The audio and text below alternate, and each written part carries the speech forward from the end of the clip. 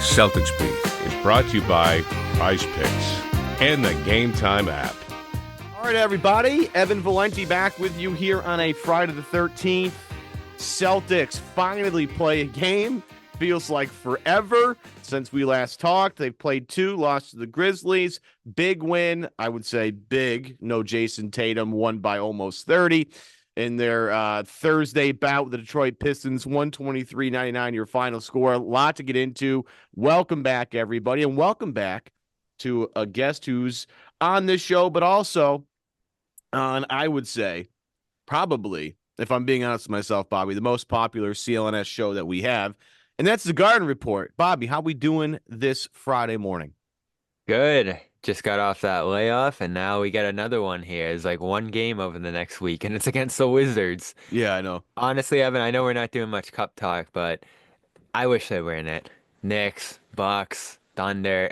I'd rather be talking about those kind of games right now than a 30-point blowout. And I get that. I totally get that. And like, this is one of the things that I think we've all sort of like kind of come to grips with. And I know Bear and I had this conversation. I know we've had this conversation on our show a bunch, but it's, you know, if they're in it, like, yeah, sure, I'm going to want them to win. But at the same time, it's like they don't really need this. You know, if we're really thinking about this season in the grand scheme of things, you know, maybe not playing those teams and playing the Wizards is probably better. Just so I get it. Less intensity, but at the same time, I get your point. We're not going to learn anything about the Celtics playing the Detroit Pistons and winning by almost 30. You're going to learn more when they play the Hawks, the Knicks, OKC specifically. You're going to learn a lot more about how good this team is and how they stack up against other teams. But I think at this point, Bobby, we're, 25 games in. I think we know what this team is, right? I think we've seen, bearing a huge injury, I think we've seen this team's really good. They're probably going to be, in the Eastern Conference Finals, NBA Finals, probably, and it's just a matter of matchups. And if they, they're really good. They're the best team in the league, and whether they play Oklahoma City or they play Washington, it's not going to change my mind. Yeah, and there were a few wrinkles early in the season. Obviously, the Pritchard thing is going to be super interesting going forward, and that's a positive. The Kata emergence and that whole depth center conversation between he and Luke, I think that's another layer that I think is going to be interesting to watch as the year goes on, particularly depending on how healthy they are at the five. But the big one early was the defense. I wasn't crazy about the defense to start the year. You have that caveat, all right, Kristaps is out. It's going to be different when he's back. And I've liked how it's looked since he's been back. So all of those questions we had to begin the year and uncertainty about how they'd sustain without Kristaps. Obviously, Porzingis ends up coming back faster than anyone imagined. All of that worked itself out. I've liked the defense since he's been back. That Milwaukee finish last week was excellent, holding them to 1-12 down the stretch there, and the rim protection's gone into like the top 5 since Porzingis re-entered the lineup. So, yeah, they're who we thought they were. I think most of us felt like they were probably going to take a leap when they were fully healthy, and we haven't even seen them fully healthy much this year. There's been a lot of rests, a lot of bumps and bruises along the way, and last night, the latest example that no matter who's in there, they seem to play at the same level. Yeah, that's the beauty of this team. They just seem to the next man up mentality. You hear a lot in football, right? When somebody gets hurt, because guys are always getting hurt in football. It's next man up here. No Jason Tatum last night. And insert the guy I wanted to start this podcast with, insert Payton Pritchard once again. The guy is absolutely unbelievable. Stat last night that Drew had mentioned during the middle of the broadcast. Pritchard now in this 7 of the last 8 games has 19 or more points. He's been unbelievable. Last night against Detroit, 10 of 20 from the field, 7 of 15 from 3-point range, 27 and 10 with a plus 22 in his 31 minutes on the floor. Start here because he's just been ridiculous this year. Where would this team be without Payton Pritchard? Because you look at preseason, right? One of the things I really liked about Lonnie Walker and his presence was, sometimes with some of these bench lineups, I get a little nervous about where does the scoring come from? If Jalen doesn't have it that night, or if Tatum's having a weird night and KP's hurt, like where is the scoring going to come from? And I thought Lonnie Walker would be a nice help with that. Payton Pritchard basically has made him like unnecessary. He's been so good. Again, last night, evident that his floor spacing, his shooting, his decision making, his playmaking has just all jumped up levels from last season to this season. So I ask you, Bobby, where the hell would the Celtics be without Payton Pritchard this season? I don't think they'd be as good as they've been, certainly, because you look at what's happened. They've been off to a bunch of bad starts in these games, and last night was another example of that. 2 of 12 3-point shooting between the two teams, and Celtics were pretty much right down there with the Pistons in terms of how bad both teams were shooting out of the gate. He comes into these games, gives them energy, gives them baskets, whether he's off the ball or on the ball. And that interchangeability, that flexibility, I think is such a big part of his success now. He can lead units. He can be out there with the Tatums and Browns of the world and close games too, effectively playing off the ball. So that versatility is so important. And then I think of Hauser's limited availability this year. Those are really the only two consistent scoring options you have off the bench, and Hauser's missed quite a few games this year after playing 79 last year. So that's made him all the more important. They haven't had too many consistent bench guys offensively step up this year. They've had those show up in spots, whether it's a big Cade night or Drew Peterson surprising you with big minutes against Cleveland. But Pritchard's been that mainstay off the bench, and we've even seen a couple games where he's been out there to finish games. So he's emerged as one of their top five scorers this year. I don't think anyone could have imagined that, especially over a sustained stretch. In the past, it's been more up and down. And that consistency is the big factor with him. He's been good every game. He's been great every game, frankly.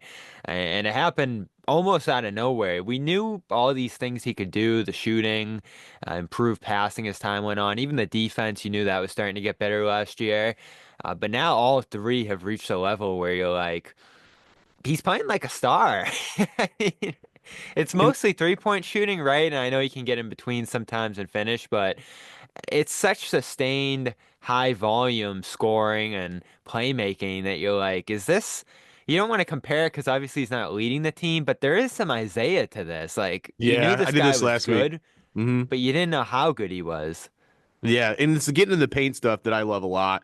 Like that move last night where he got, I forget the defender that he got on his left hip and did like the slow-mo, like just slow it right down like Luca, how he's able to just decelerate and then just find balance with that one leg and just lay it off the top of the backboard and just for a nice easy kiss. It was late in the fourth quarter, I think it was last night.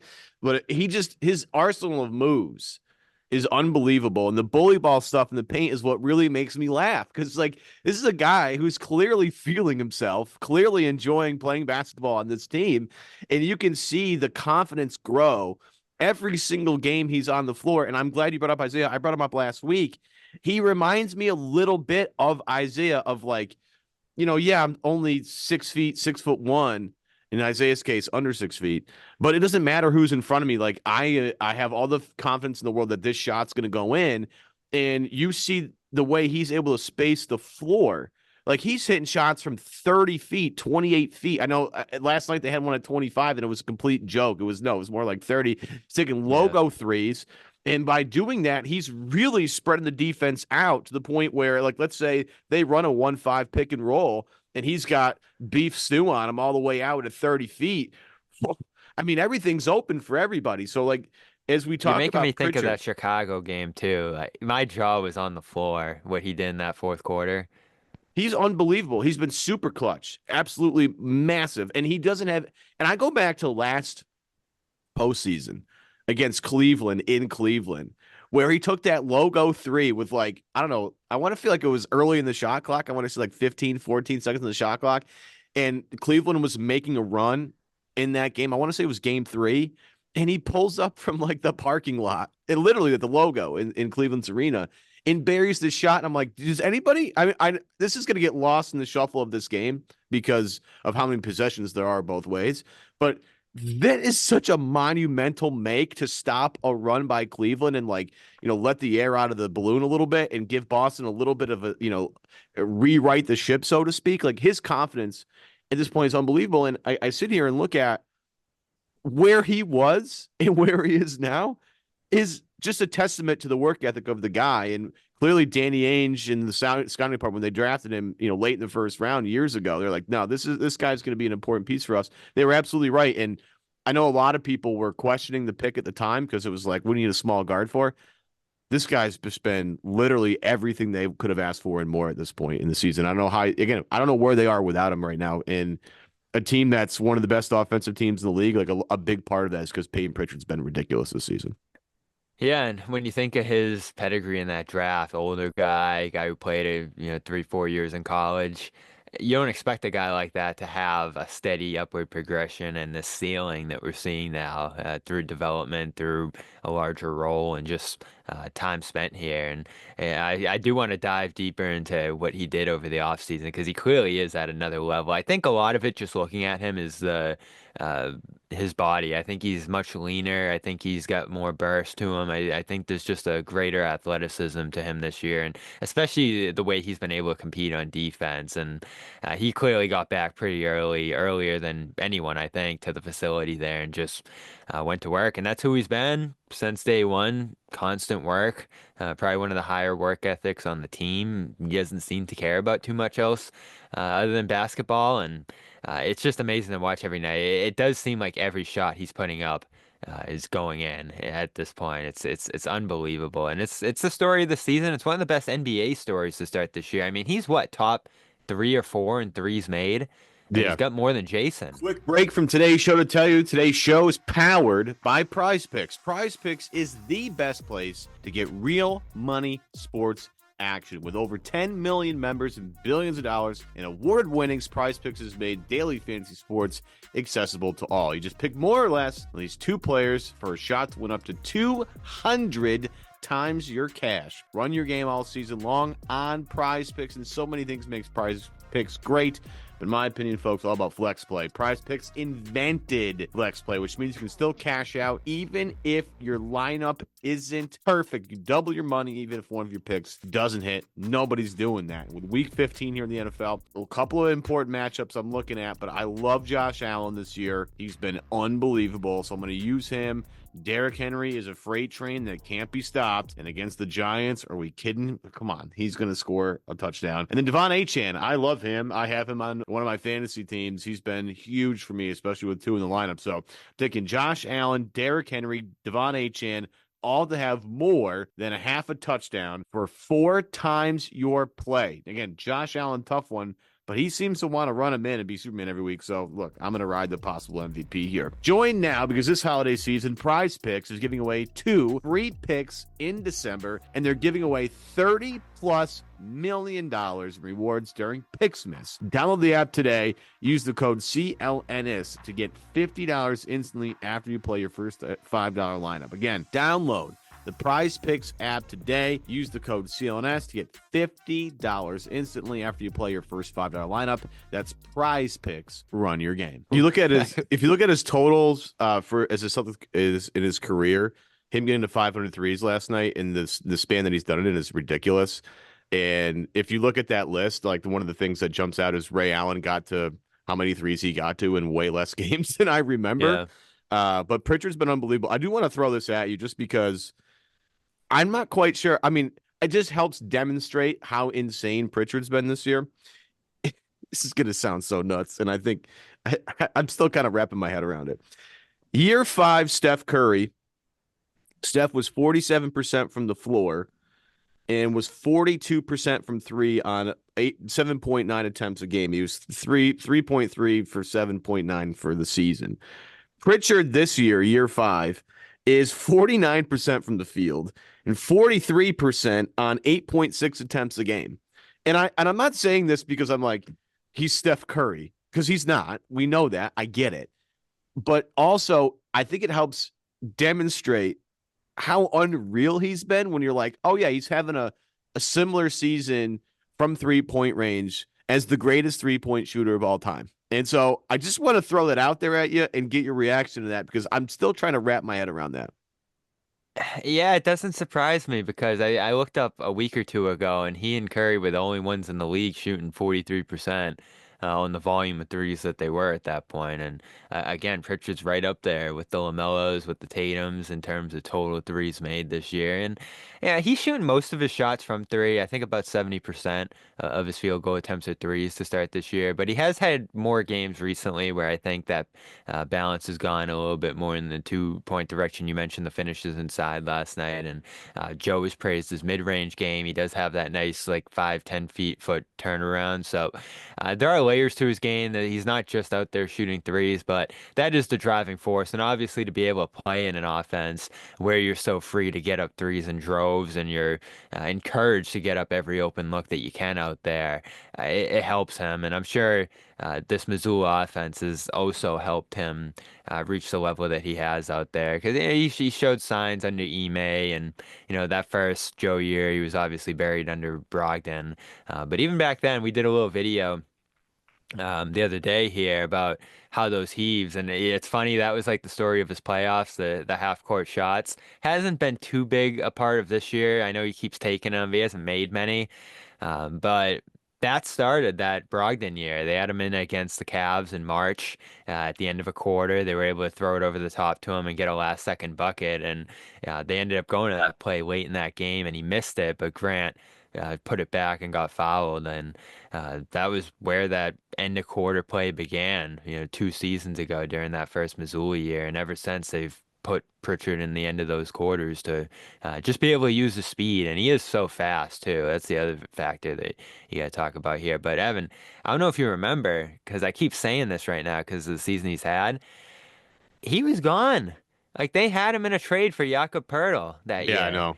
It's unbelievable after he that demanded the trade. Like, he could be in it's San Antonio right now, averaging 20 plus. sliding doors moment right here. And again, I don't know where this is comes back to the question. I don't know where the Celtics would be without this guy, because they would certainly need Lonnie Walker, who, is still hanging around over here somewhere for some team like Denver or Boston or whoever to sign him, because again, I still can't believe he's not on a team right now, but we'll wait and see how the landscape shakes out. The one thing I do want to bring up, and I'm glad you kind of went here a little bit by bringing up like the half court heaves, because that's basically, by the time he got to the NBA Finals, like that's what he was. He was just like a special teams player. We kind of all joked about it. Is he the first special teams player in NBA history? Blah blah blah blah blah.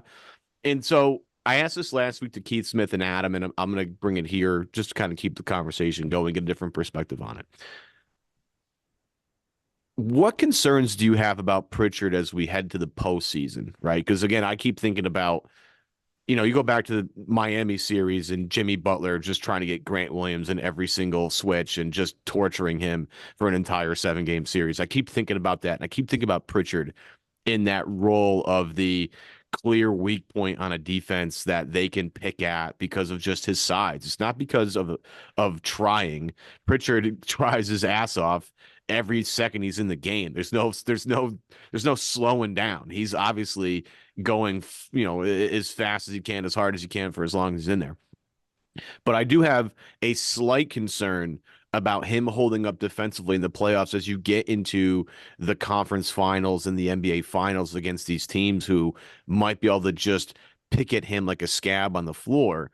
Look, Boston might be well equipped to switch and scram and help him out and get him out of there at disadvantageous situations. But, I'll ask you here, is there any concern going forward with Pritchard on the defensive side of the ball as they play some of these upper echelon teams? Yeah, you have some just because of the size, and I don't think he held up as well in the finals in his minutes as Hauser did. I think Hauser was a surprise defensive standout in that series in isolation. The numbers were great for him, especially going up against Luka when they try to target him. And he's, 6'8" or whatever, so that makes sense. I like Pritchard's numbers to start this year. I love the competitiveness. I do love how they're able to get him out of those situations, as you mentioned. But, when he's in the game this year, and I don't think it's because of him. But obviously their offense goes up 7 points per 100 compared to when he's off, but their defense goes down, in the wrong direction, 12 points per 100 when he's out there compared to when he's off. And that's across the board for most of the bench guys. I think the second units have struggled more defensively, obviously having less center depth and, whatever other reasons you want to point to there. But I think generally they've kept him in that second unit role for pretty much this entire year so far. And obviously in the playoffs, you're going to be going against more first units at that point. So are you torching the other side on offense as effectively in those situations?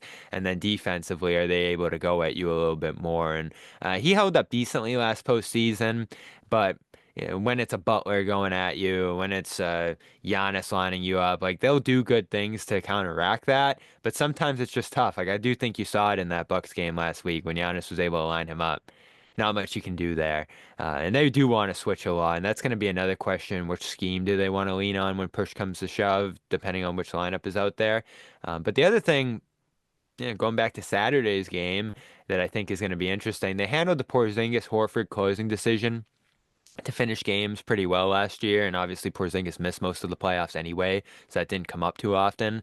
But I do think you have a little bit of a, are you closing with Holiday or closing with Pritchard thing now? And I think that's another layer in playoff games where you're like, all right, Pritchard's rolling. The default's probably to just go to Holiday in that situation. Holiday's numbers offensively are a little down this year. So does that become an every game decision that you're making come playoff time, whether to go with Holiday or whether to go with Pritchard? It's been a decision already a couple times where they've gone with Pritchard, Memphis, Indiana earlier this year. So that's another one I think you're looking at come playoff time if these trends continue.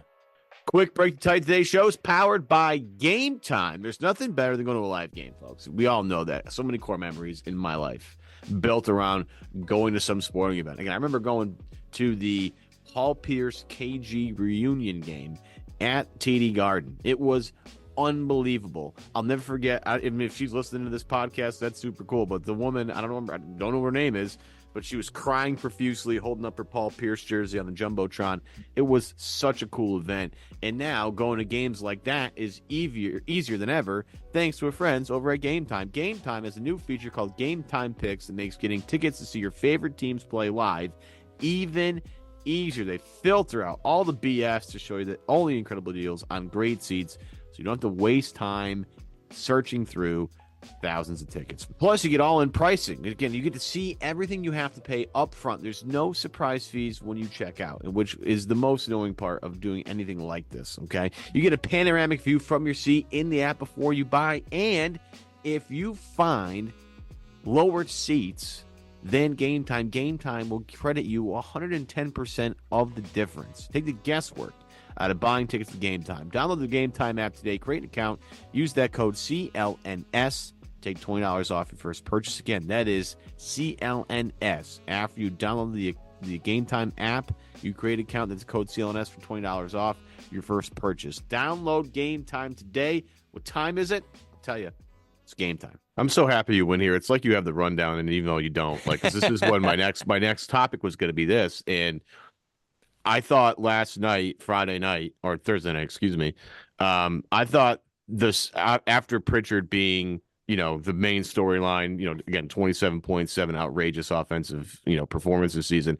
I thought the second biggest story last night, sneakily, was Drew Holiday kind of finding the level a little bit. That Memphis game wasn't a great look, just wasn't. I'm willing to throw out a bad game like that, after playing 5 games in 7 days, especially as a guy in Drew Holiday who's played a lot of basketball this summer, NBA Finals run and the Olympics. And it wasn't like like I said last week, it wasn't like he was Jason Tatum, not getting run. Like he was getting a lot of run every game, right? In high intensity minutes.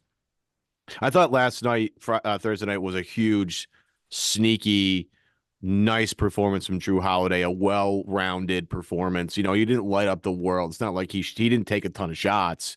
Only took 8 shots, but 4 of 8, 2 of 4 from 3, which is hugely important. 6 assists, 7 rebounds.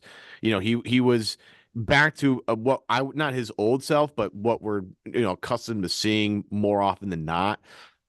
He has been, as you said, like not as good offensively this season. That corner 3 is no longer automatic this year, where last year was like so laughable whenever he was open in the corner. I was like, let's go in. Like, don't worry about it. That's 3 points, no problem. And this is slightly concerning for me only because last year in the playoffs, he was their 3rd best player. Like you can throw whoever you want at me. I thought Drew Holiday was significantly important in the playoffs with Kristaps being out for so long. I thought Drew really stepped up I thought his offense was huge defensively. Obviously, the steal against Nemhard is going to just live in Celtics lore forever. But getting Drew kind of back on track, this is kind of the big storyline for me going forward is what do they do with his minutes? What are they doing to keep him fresh? What are they doing to make sure that because we always talk about Kristaps Porzingis, we always talk about Jason Tatum, we talk about Al Horford. I think Drew Holiday is sneakily like a little bit more important than I think we're giving attention to. And again, last night after him being left wide open all game against the Grizzlies, like him kind of coming back to the mean a little bit here was a huge storyline for this team. And as we look towards the future, like making sure he's okay, I think is super important. Yeah, just knowing that nothing lingered out of that shocking performance on Saturday, because that could be something that shakes you a little bit. And there was a moment in that game, the Detroit game, where he has the ball in the wing, feels like he's hesitating for a moment, and then he pulls up and hits it. So he had a good game overall, played within the flow. And the most important thing is, are the defenses still respecting him? And it was rare to see. I know he said after that defenses leave him a lot, and maybe in help, maybe in rotation, but to just play off him, I don't feel like you've seen that ever really with like that's not a guy you look at and say, yeah, he can't shoot.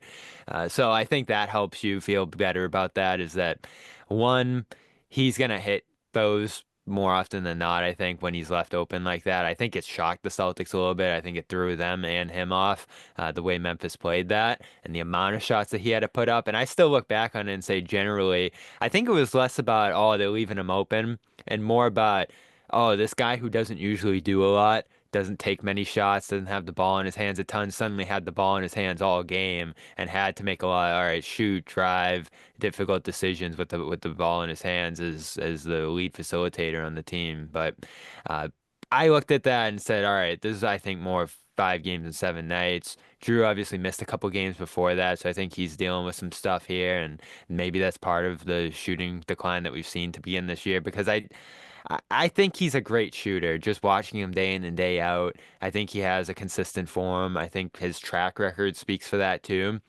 But it does raise an interesting proposition. Obviously, Detroit wasn't going to be able to do it, but a team like Memphis that has Jackson who can disrupt in the middle and roam on defense, they can play two bigs.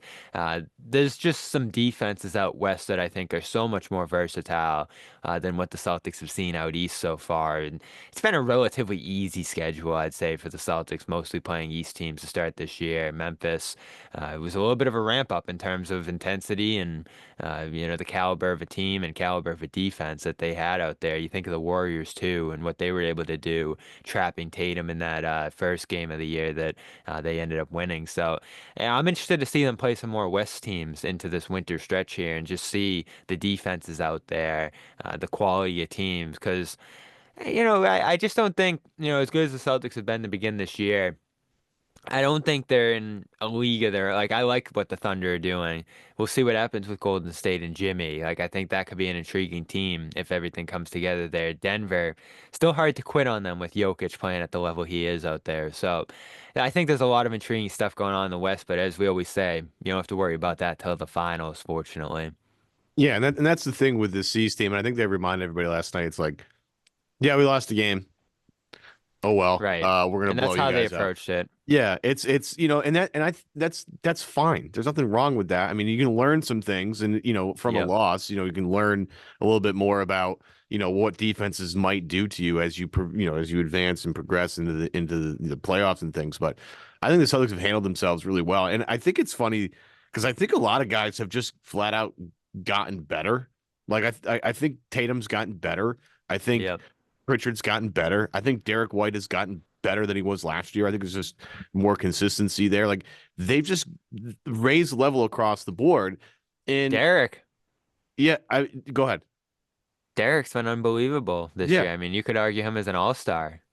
Yeah, and this was last year too. We had the same argument of like Derek White should be an all-star, and this year you can make the same case. I mean, Boston and Cleveland could basically form the majority of the Eastern Yeah. Conference offensive team. Like that like just to be honest with you, it's one of these things where you have Mitchell and Mobley and Tatum, Brown, White, and then like you could throw probably You know, I throw Cat in there. He's having a tremendous offensive season. You know, could throw Brunson in there. Like you could field the entire Eastern Conference All-Star team with like three teams, and Well, then they're the doing West. 4 teams this year, right? So maybe one should just be the Celtics, maybe one should be the Cavs, and then, whatever East, they're doing the Rising Stars thing too. So maybe Right. there's just one West team and one Rising Stars team. Yeah, it's an abundance of riches here. And again, the rich keep getting richer. But, you know, as you look across the landscape of the Eastern Conference, like I just, it's kind of boring. Not gonna lie. Like a lot of like last year, I people, we'll wait to the playoffs with the playoffs. And I just kept telling people like don't do that. Like enjoy the ride of this season. This is really fun. This is like or this is so new and the way they're doing things like is so different than what it's been in the past. Like Chris Kristaps really added a whole new element to this thing. This year I do find like kind of boring. Like I'm just like, this is like last year as they progressed late into the season, I got to the point of like, I only care when they play Denver because that's when I learn things about this team. When they play an upper echelon team like a Denver or a Minnesota or a Dallas, like I'm not learning anything when they play, the Bulls or Washington or Charlotte. Like this is a joke. Like Yeah, they're just this trying to isn't get fun by. basketball. And Yeah. I feel like I'm here again. It's like they played Detroit last night, and I love watching Cade Cunningham. That was awesome. I'm a big Cade guy. I've held all my Cade stock. Ron Holland, even though it was against third stringers, was like, I'm still out here. I'm still. Yeah. He kept going at Boston. I loved that. That was fun. But like, I don't learn anything watching this team play Detroit. Like we have to watch because that's what we do for a living. But at the same time, like I'm with you. Like I want to play some of these West. I want to play Houston, right? I want to Well, see get them play ready. Houston. I want to see That them play first, Golden State again. They haven't played Denver yet. They haven't played Oklahoma City yet. They haven't played yeah. Dallas yet. Like, oh, I can't wait because then you really learn about where this team really sits. Like, I think they're the best team in basketball. There are only a few teams that will be able to test them to prove my theory wrong.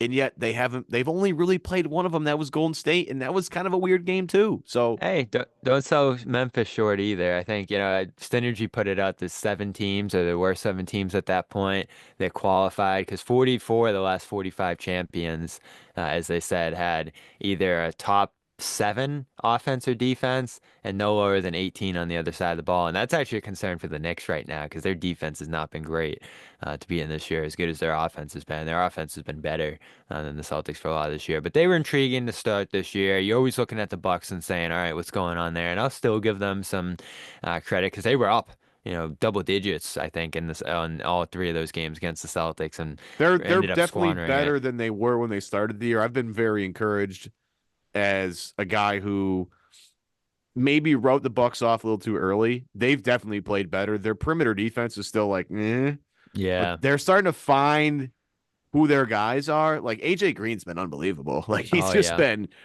I don't know where they I do without love AJ Andre Green. Jackson too, UConn Right. guy, obviously. Yeah. So they have a little bit more of my respect. And again, with Giannis, they're always going to have a shot. But again, the rest of I just like they don't but even with Milwaukee though, like Milwaukee hasn't won a game in Boston since 2022. It's going to be 2025 by the time they get to do it again, possibly. So it's like I look back at the game. They played the Bulls a couple of weeks ago, and the Bulls got everything they wanted against the Bucks. Like they just don't have a perimeter. Like if you have good guards or good wings, like the Bucks, not really that scary because they can't defend anybody on the perimeter at all. So again, that's where And no Jackson kind one of can comes into play.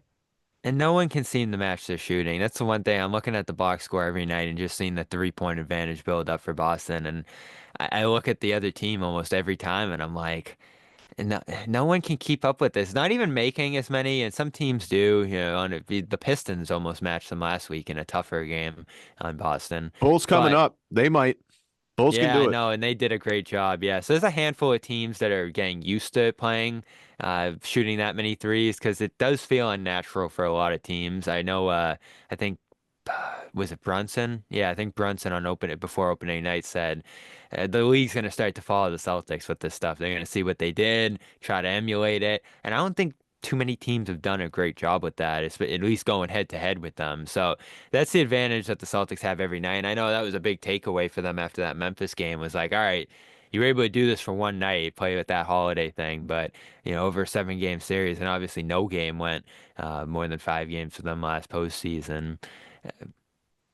Doesn't seem like there's a team out there that can play the 3-point game with them, or at least very few. So that's another thing they have going in their favor. Maybe, I'm interested to see the Knicks matchup if they can get back to full health and that thing comes around later this season. But I still don't see the Knicks being able to beat them. The Cavs are the team, right? They've steadily been up there with them all season so far.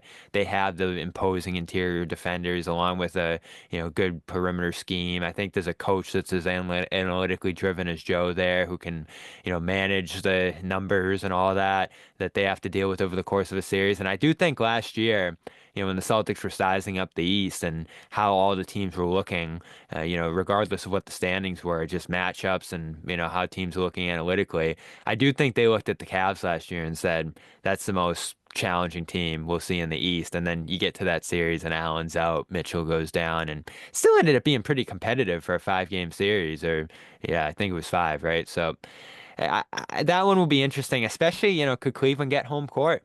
They've been that 1 seed all year. Can they Yeah, but keep if up you're that Boston, pace? And are you afraid of that? They won a ton of games in the row in the playoffs last year. It's like I don't think yeah, that really right. matters for them. You prefer to have it in your own building if you have to play game 7, but I think this team's kind of too mentally tough for that. I don't think that really matters as much. But No, and I the, don't think they're going to sell out to try to get it. So they might end up being the 2 seed. yeah, and we had Keith on last week, and his point with Cleveland was like it's good that Boston has this like carrot in front of them, Hmm. like kind of stay the pace with Cleveland, not to get too far behind in the standings because like they can't like rest on their laurels at all. They have to keep up with Cleveland to, try and Right. get that Last one year, seed. you're up like 15 Yeah, games who on second. cares? Yeah, it's like who cares? Like what is going on here? But That was still so crazy. There was a lot of crazy stuff last year, so that one kind of gets buried, but they were the 1 seed by like 15 yeah, games. it was embarrassing. We'll get you out here quickly on this last thing here, Bobby, and it's we kind of already started talking about it, and again, I look at this team and we all say health, health, health, health, health, health, health. It's all about health as long as they're healthy. Like nobody's beating this team. And you look going forward as we try and assess where they're at over a quarter through the season. Trade deadline rapidly approaching. Obviously, Boston can't do a whole lot in that regard, but other teams can.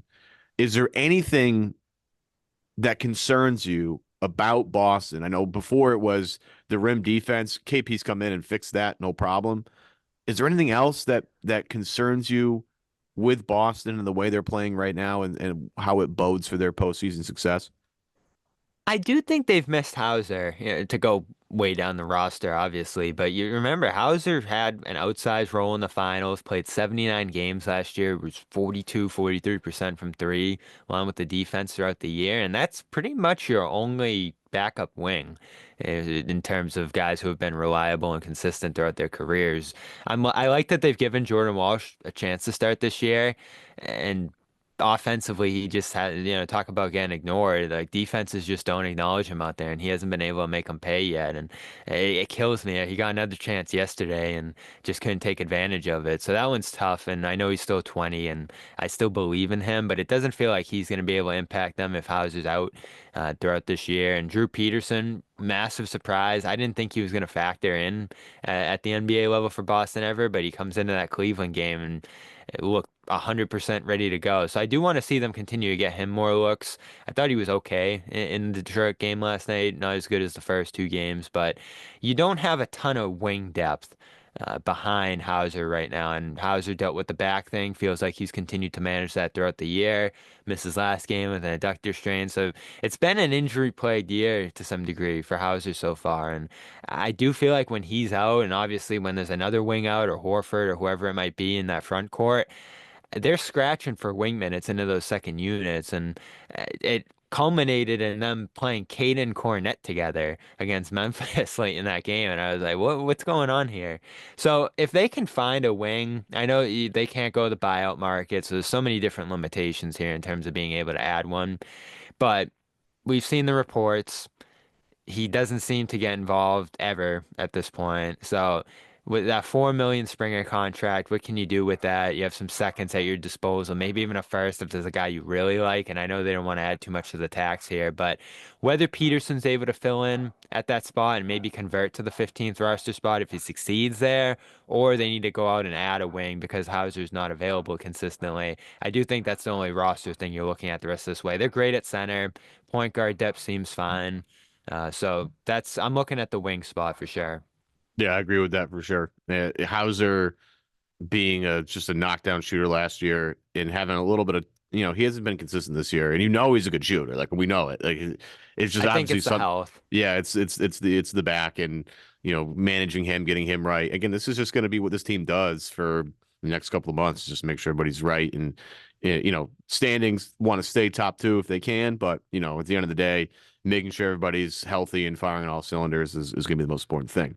That's Bobby Manning. You can see him on the Garden Report. You can read him at CLNS Media, Boston Sports Journal too as well, right? We got a couple of different things going on. Saturday, so we'll have something coming tomorrow. There you go. Excellent. Make sure you follow Bobby on Twitter, on X, excuse me. You're on Blue Sky? Yep. Can I be honest with you? Been pretty active over there.